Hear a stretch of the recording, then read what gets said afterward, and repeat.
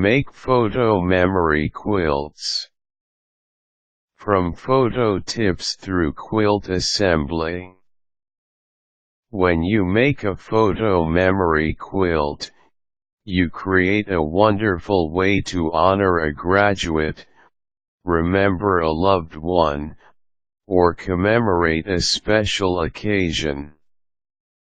Learning how to make a photo memory quilt is really quite simple to make if you have some modest sewing skills. To make the quilt, choose your photos. You will get the best results if you use photos that have been uploaded to your computer from a digital camera.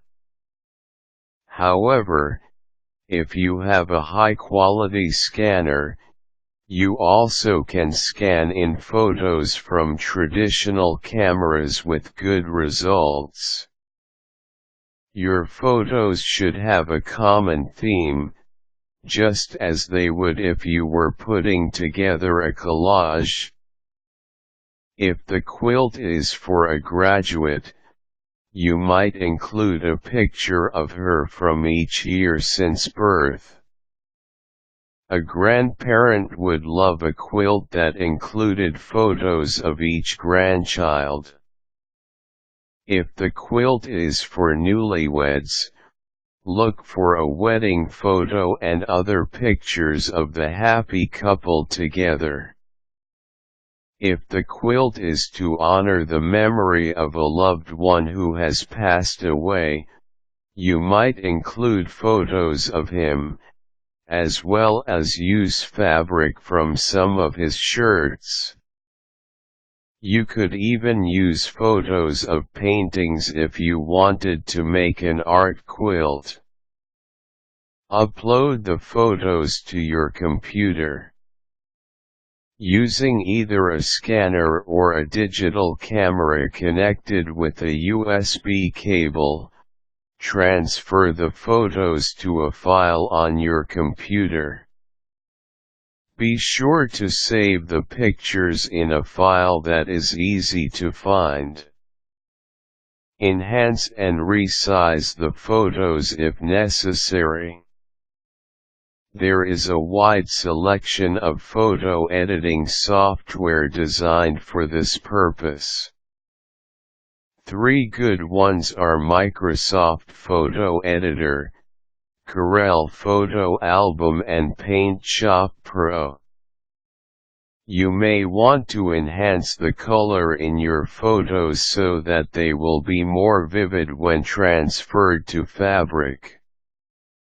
You can also edit photo problems with tools that correct red eye, crop pictures to eliminate excess background and even remove signs of damage, such as wrinkles or tears. You will need to resize your photos so that they're all the same size when you print them onto your fabric. Try to keep each photograph about the same resolution if possible, so that ones with lower resolution don't look grainy when placed next to higher resolution photos in your quilt. Print your photos onto fabric sheets. Most craft stores sell fabric sheets onto which you can transfer photographs using your printer. You will want a printer that is specifically designed for printing photos. Follow the directions for your specific kind of fabric sheets when printing your pictures. Fabric printing is affordable and easy to do with the right printer. Trim your photos. Using fabric shears, trim each fabric sheet so that all of your photos are centered and the same size. For these directions, we'll use a 6-inch square, So trim the fabric sheet to 6-1/2 x 6-1/2, which allows for a 1/4 seam allowance on each side. Cut squares of contrasting fabric.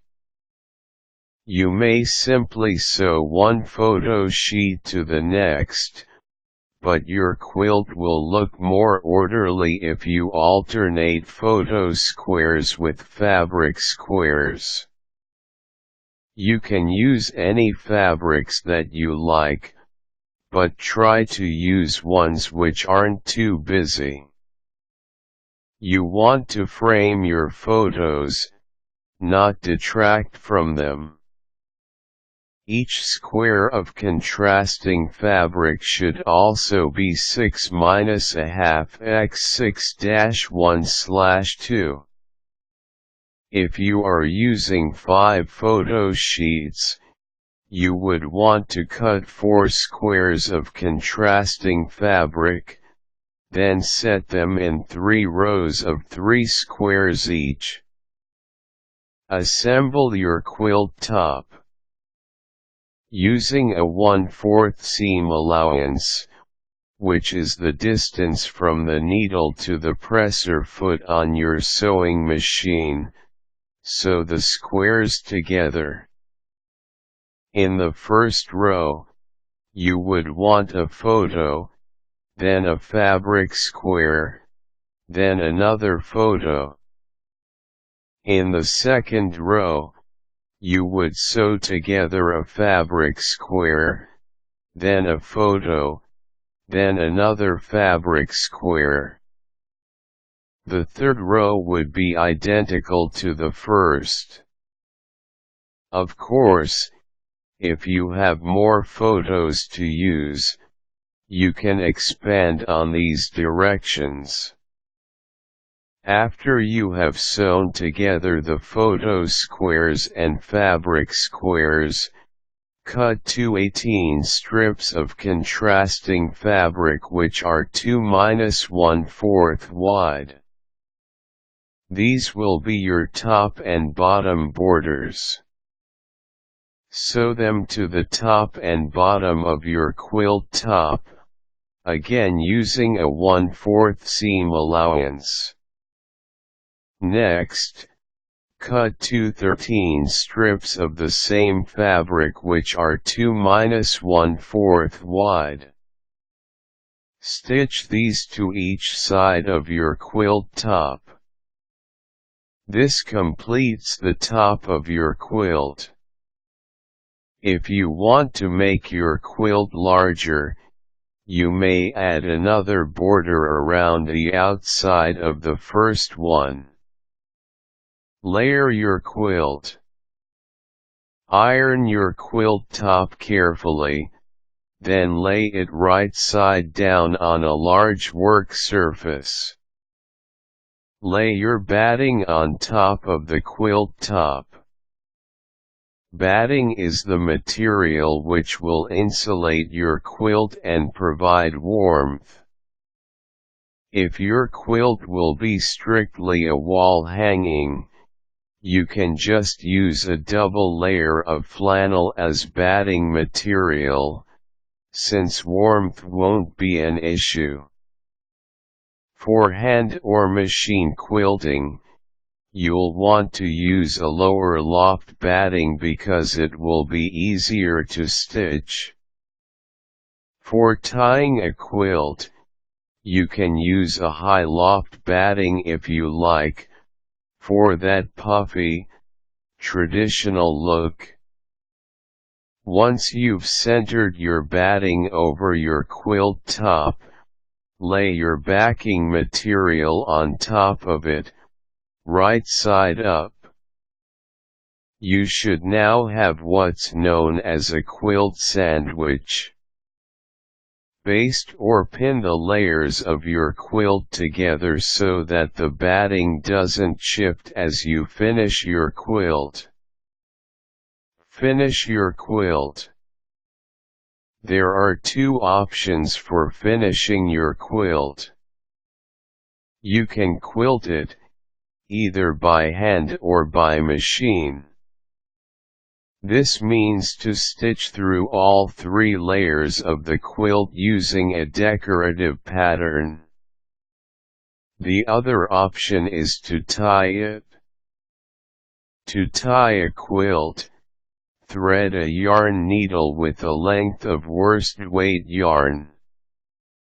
Insert the thread into each corner of your photo squares and fabric squares on the top side of the quilt, then go through all 3 layers of the quilt, and back up to the top. Tie the ends of the yarn in a square knot and trim them. For the borders, space your ties at the same distance, every 6 inches, as you did for the photo squares. Bind your quilt. Once you've either tied or quilted your photo memory quilt, you'll have a raw, unfinished edge along which all 3 quilt layers are exposed. If necessary, trim the edges so that they are even. To enclose them, create a binding strip 2 inches wide, and the same length as your quilt top plus 1 inch. Fold the binding strip lengthwise to locate the center, then press it carefully. Next, unfold the binding strip and fold the right long edge to the pressed line. Repeat for the left long edge. Press it again. You should now have a strip which is slightly longer than one side of your quilt, and 1 inch wide, with no raw exposed edges. Fold the binding strip over one edge of your quilt and stitch all along its length. Repeat this process for each of the 3 remaining sides of your quilt. When you reach the last corner, tuck the end of the binding under and stitch it to the beginning binding strip. You should now have a finished photo memory quilt which will be cherished by a loved one for many years to come. Required tools: photo transfer fabric sheets and photos contrasting fabric for alternating squares, borders, and backing fabric sewing machine batting caution. Print each photo on standard copy paper before printing them on fabric sheets to be sure that the photos are positioned properly.